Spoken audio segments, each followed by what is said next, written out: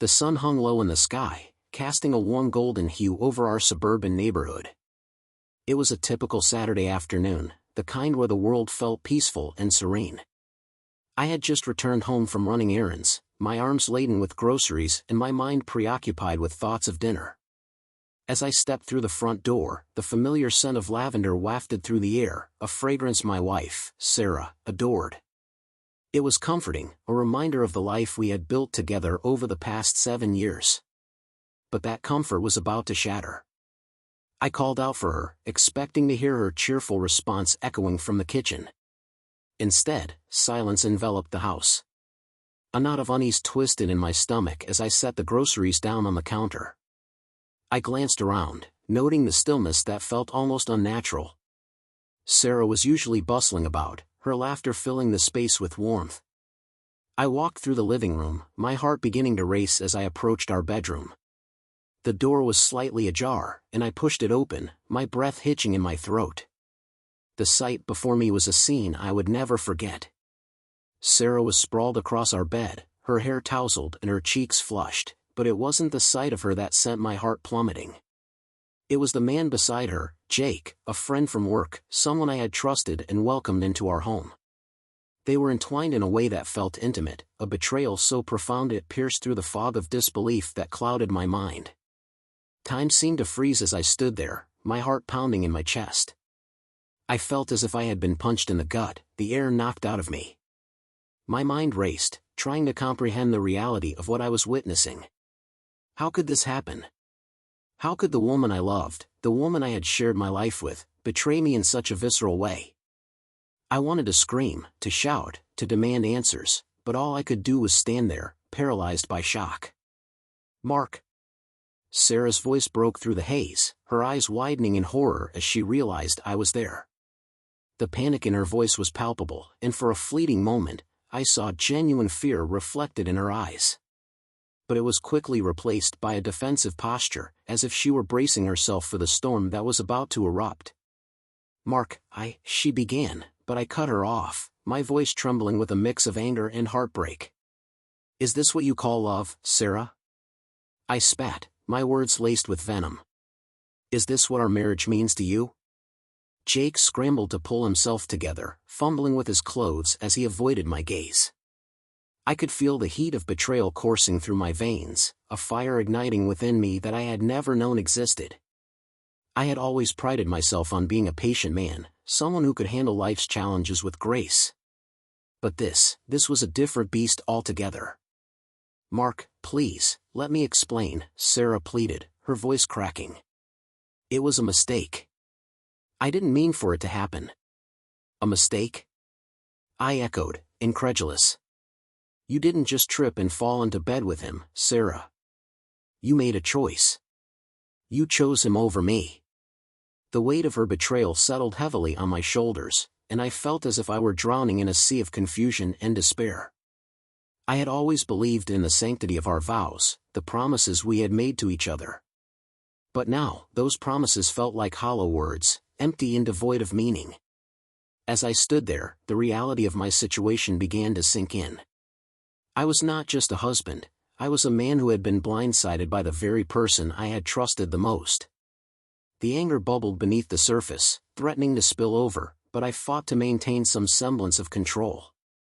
I needed answers, but more than that, I needed to understand how I had missed the signs. "Did you ever love me?" I asked, my voice barely above a whisper. The question hung in the air, heavy with the weight of my shattered heart. Sarah's eyes filled with tears, and for a moment, I thought I saw a flicker of remorse. "Of course I did, Mark. I still do. But things have been complicated." "Complicated?" I scoffed, the bitterness in my tone unmistakable. "You think that justifies this? You think that makes it okay?" I turned away, unable to look at her any longer. The betrayal felt like a knife twisting in my gut, and I needed to escape the suffocating atmosphere of our bedroom. I stumbled out into the hallway, my mind racing with a whirlwind of emotions, anger, sadness, confusion, and a deep sense of loss. I had built my life around her, and now it felt as if everything was crumbling to dust. As I stood in the living room, staring out the window at the fading light, I realized that this moment would forever change me. I had to confront the reality of our relationship, to face the truth of what had been happening behind closed doors. But more importantly, I had to confront myself. Who was I without her?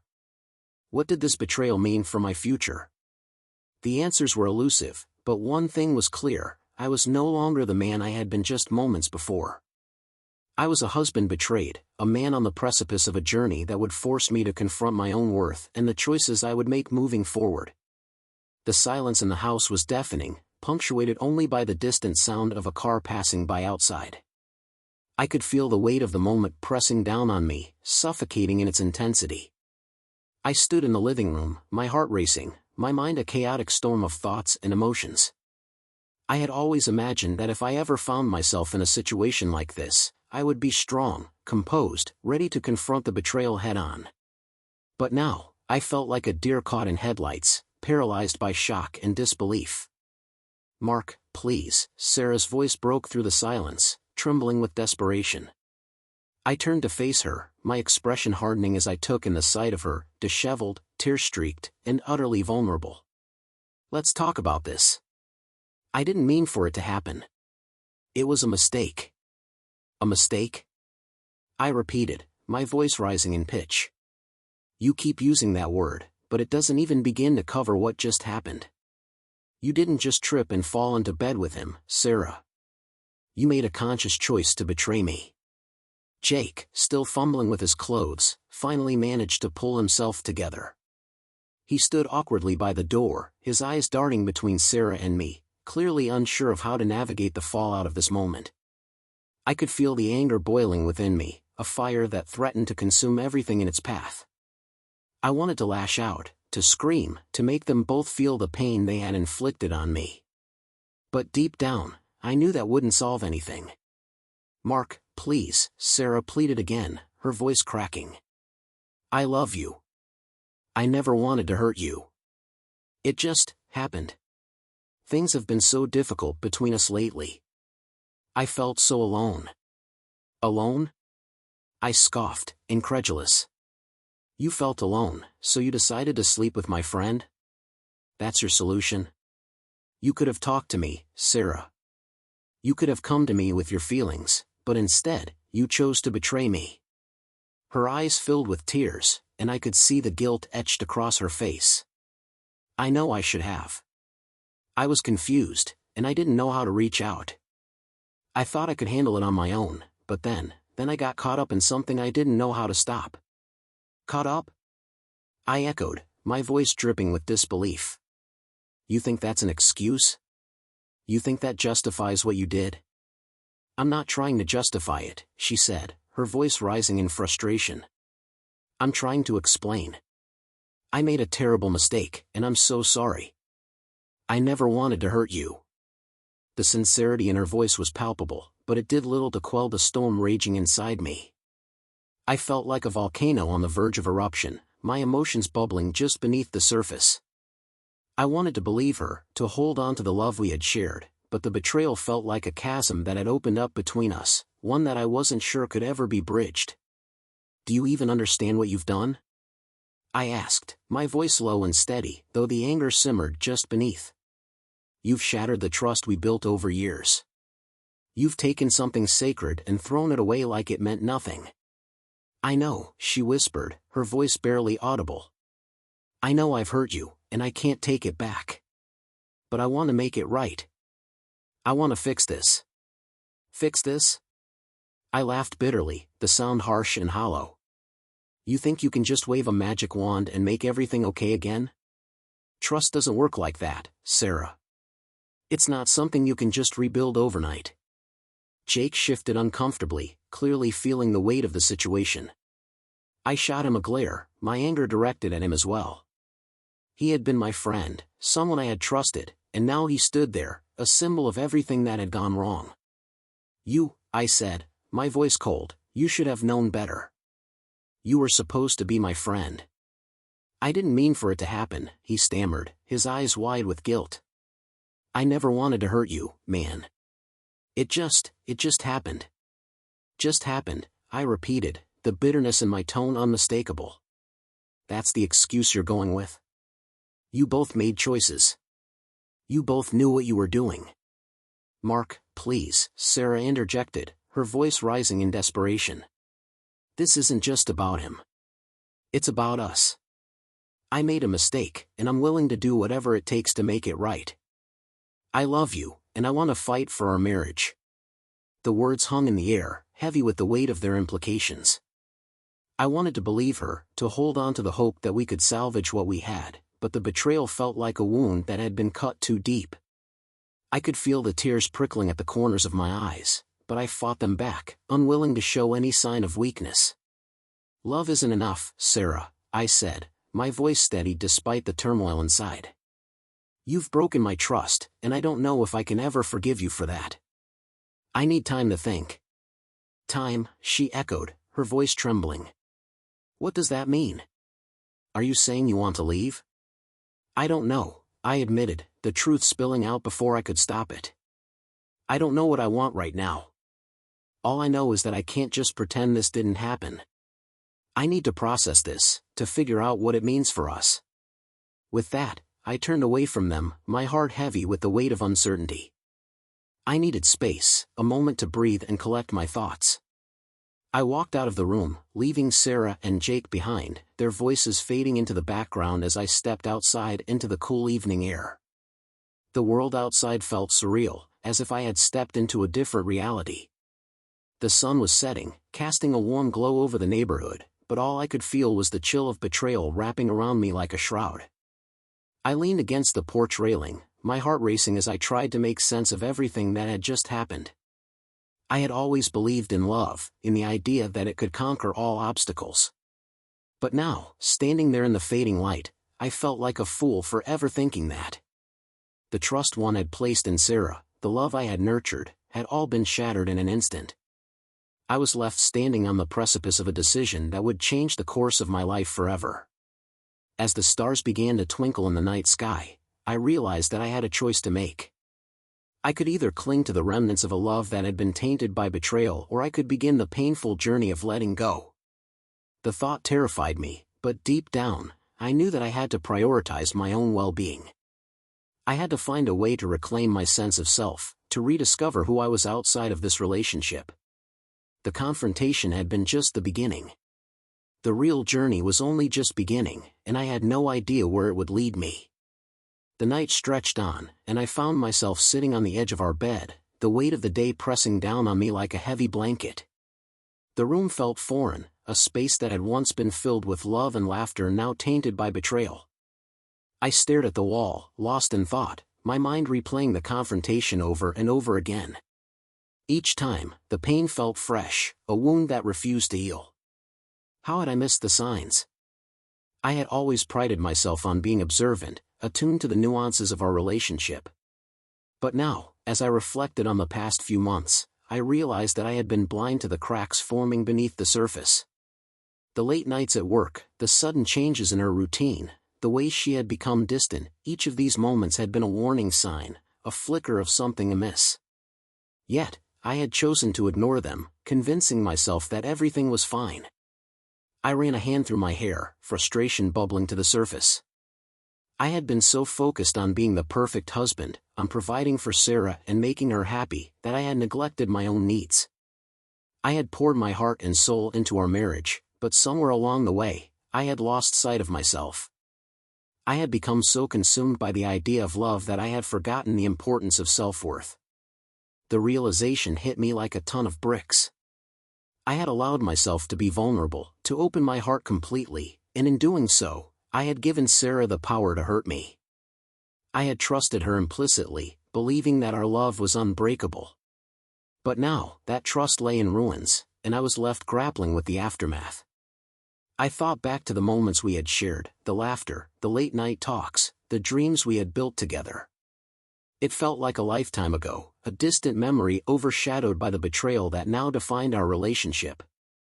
I had always believed that love was enough to weather any storm, but now I questioned everything I had ever known. As I sat there, I felt a wave of anger wash over me. Anger at Sarah for her betrayal, anger at Jake for his role in this mess, but most of all, anger at myself for being so naive. I had trusted them both, and now I was left to pick up the pieces of my shattered heart. I had to confront the reality that love alone wasn't enough to sustain a relationship. Trust, respect, and communication were the cornerstones, and I had allowed those foundations to crumble. I stood up, pacing the room as I tried to make sense of my emotions. I felt like a ship lost at sea, adrift without a compass. I needed to find my way back to solid ground, to reclaim my sense of self. But how? The thought of facing Sarah again filled me with dread. I didn't know if I could look her in the eye without feeling the sting of betrayal. I glanced at the clock, the hands ticking away the minutes as if mocking my turmoil. It was late, and I knew I should try to get some sleep, but the thought of closing my eyes only brought images of Sarah and Jake flooding back. I needed to clear my head, to find a way to process everything that had happened. I grabbed my jacket and stepped outside, the cool night air hitting me like a splash of cold water. I walked aimlessly through the neighborhood, the familiar streets now feeling foreign and unwelcoming. The stars twinkled above me, a reminder of the vastness of the universe, and for a moment, I felt small and insignificant. But as I walked, I began to feel a flicker of determination igniting within me. I had to confront this betrayal head-on. I couldn't allow myself to be a victim of circumstance. I needed to take control of my life, to reclaim my sense of self-worth. I had spent too long defining myself through my relationship with Sarah, and now it was time to rediscover who I was outside of that identity. As I walked, I thought about the things that had once brought me joy, hobbies I had abandoned, passions I had set aside in the name of love.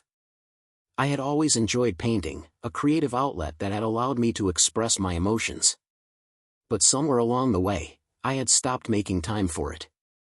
I had let my responsibilities as a husband overshadow my own needs.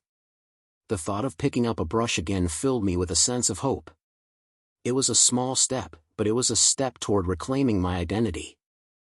I could channel my pain into my art, using it as a means of catharsis. I could create something beautiful from the ashes of my heartbreak. With newfound resolve, I turned back toward home, my heart pounding with a mix of fear and excitement. I knew that the road ahead would be difficult, but I was ready to face it. I had to confront Sarah, to demand answers and clarity. I needed to understand why she had made the choices she did, and what that meant for our future. As I stepped back into the house, I felt a sense of determination wash over me.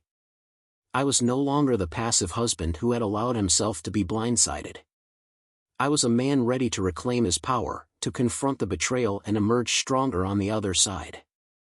I walked into the bedroom, where Sarah sat on the edge of the bed, her eyes red from crying.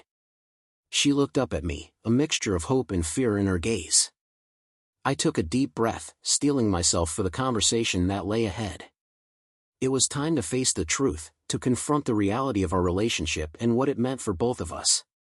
"Sarah," I said, my voice steady, "we need to talk." The air in the room felt thick with tension as I stood before Sarah, my heart pounding in my chest.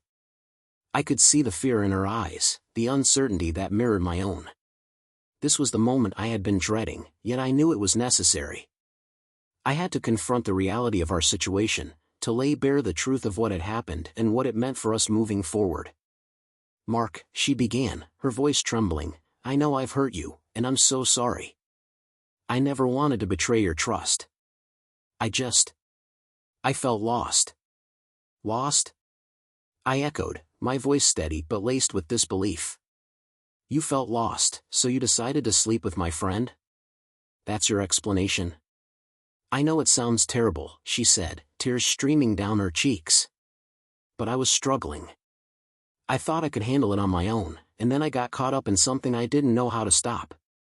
I never meant for it to go this far." I took a deep breath, trying to steady my racing heart. I had to remain calm, to approach this conversation with clarity. "Sarah, I need you to understand how deeply you've hurt me.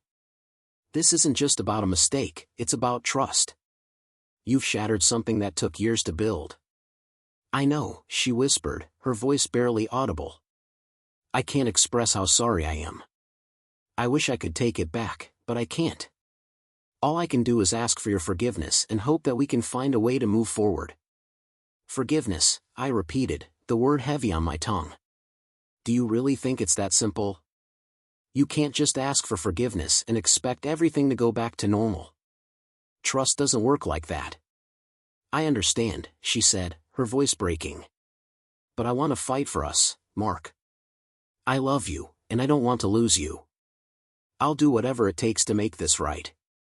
Her desperation tugged at my heart, but I couldn't ignore the reality of what had happened.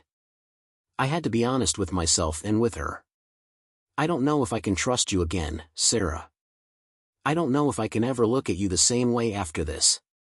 The tears continued to flow down her cheeks, and I felt a pang of sympathy for her. I had loved this woman deeply, and the thought of losing her was almost unbearable. But I also knew that I had to prioritize my own well-being. I couldn't allow myself to be a victim of her choices. I need time, I said finally, my voice firm. I need to figure out what I want and what this means for us. I can't make any decisions right now. Time, she echoed, her voice filled with anguish. What does that mean for us? Are you saying you want to separate? I don't know, I admitted, the truth spilling out. I don't know what I want right now. All I know is that I can't pretend this didn't happen. I need to process everything, to figure out how I feel. She nodded, her expression a mixture of sorrow and understanding. I get it. I'll give you the space you need. Just know that I'm here, and I want to work through this together. As I stood there, I felt a wave of uncertainty wash over me. I had always believed in the power of love, in the idea that we could overcome any obstacle together. But now, I was faced with the harsh reality that love alone wasn't enough. I had to confront my own feelings, my own worth, and what I wanted for my future. I turned away from her, needing a moment to collect my thoughts. I walked to the window, staring out at the night sky. The stars twinkled above me, a reminder of the vastness of the universe and the choices that lay ahead. I felt small and insignificant, but I also felt a flicker of determination igniting within me. I had to reclaim my power. I had to prioritize my own needs and desires. I couldn't allow myself to be defined by this betrayal. I needed to rediscover who I was outside of my relationship with Sarah. As I stood there, I thought about the things that had once brought me joy: painting, hiking, spending time with friends. I had let those passions slip away in the name of love, but now it was time to reclaim them. I needed to find a way to heal, to channel my pain into something productive. Mark, Sarah's voice broke through my thoughts, and I turned to face her. I know this is hard for you, and I don't want to pressure you. But I want you to know that I'm committed to making this work. I'll do whatever it takes to earn your trust back. I nodded, appreciating her sincerity, but I couldn't shake the feeling of uncertainty that lingered in the air. I appreciate that, Sarah.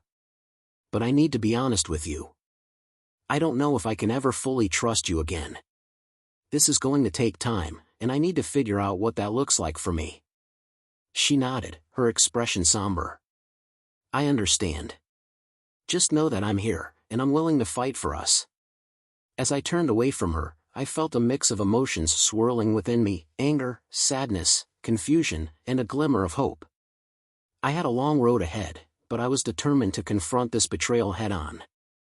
I needed to find my way back to myself, to reclaim my identity and my sense of worth. The decision to confront Sarah had been difficult, but it was just the beginning. I had to take the next steps in my journey, to explore what healing looked like for me. I needed to rediscover my passions, to find solace in the things that had once brought me joy. As I lay in bed that night, the weight of uncertainty still heavy on my chest, I felt a flicker of determination igniting within me. I was ready to face the challenges ahead, to confront the pain and emerge stronger on the other side. I had to reclaim my power, to prioritize my own needs, and to rediscover who I was outside of this relationship. The journey would be long and difficult, but I was ready to take the first step. The days that followed were a blur of emotions, each one more tumultuous than the last. I had given Sarah the space she needed, but that didn't mean I was free from the weight of our situation. The house felt different, the air thick with unspoken words and unresolved feelings. I spent my days in a haze, going through the motions of life while my mind was consumed by thoughts of betrayal and heartbreak. But amidst the chaos, I began to realize that I had a choice. I could either wallow in my pain or take proactive steps toward healing. I chose the latter. It was time to reclaim my life, to rediscover the passions I had set aside in the name of love. I needed to find a way to channel my emotions into something productive, something that would help me heal. I dusted off my old easel and set it up in the corner of the living room. The sight of it brought back memories of late nights spent painting, lost in the rhythm of brush strokes and colors. I hadn't picked up a paintbrush in years, but now it felt like the perfect outlet for my emotions. I needed to express the turmoil inside me, to transform my pain into art. As I squeezed paint onto the palette, I felt a rush of excitement mixed with trepidation.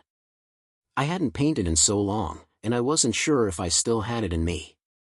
But as the brush met the canvas, I felt a sense of liberation wash over me. Each stroke was a release, a way to express the anger, sadness, and confusion that had been bottled up inside me. I painted for hours, losing myself in the process. The colors swirled together, creating a chaotic yet beautiful representation of my emotions. I poured my heart into the canvas, each stroke a cathartic release. It was as if I was reclaiming a part of myself that had been lost in the wake of betrayal. As the days turned into weeks, I found solace in my art.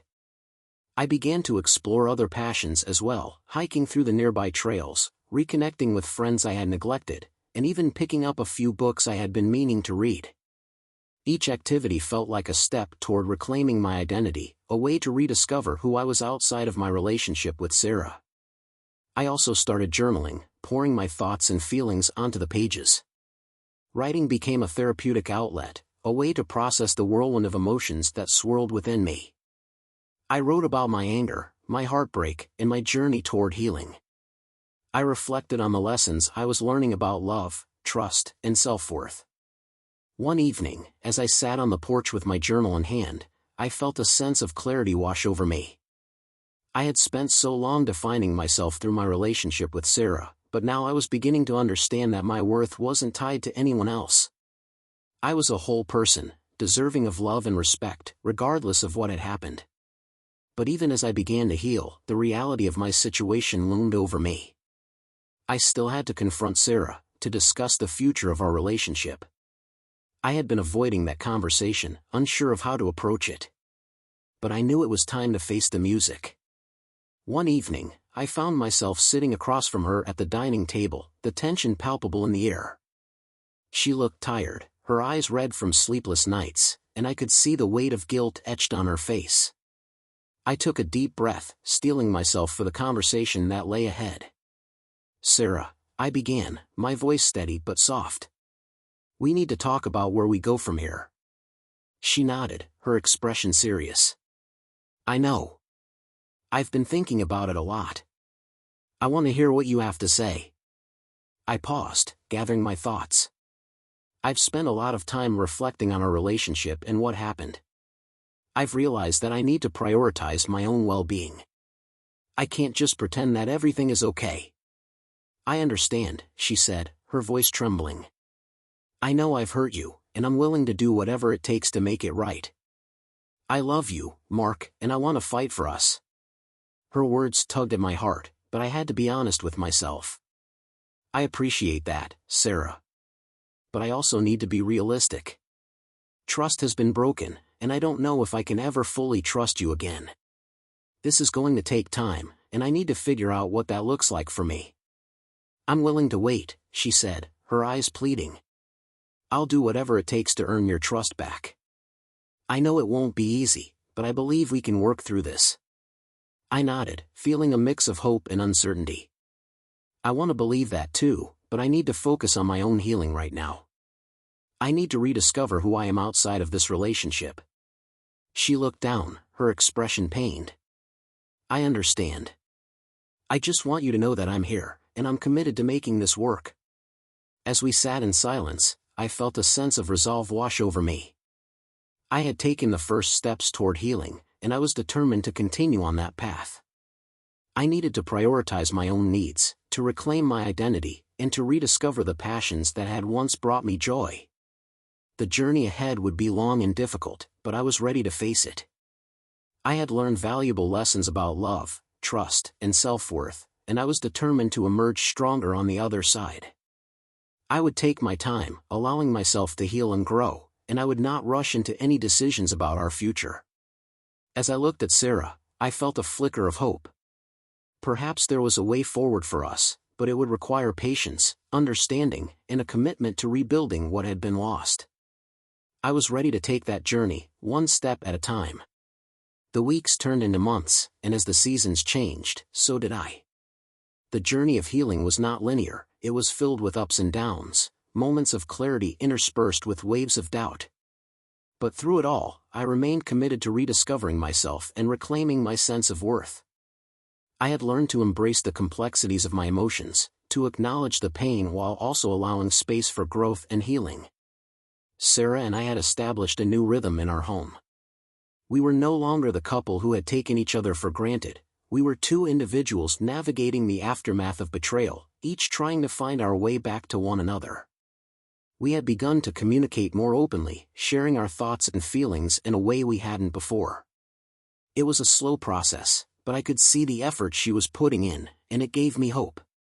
One evening, as I sat in my studio, surrounded by canvases and paint, I reflected on how far I had come. I had poured my heart into my art, using it as a means of catharsis.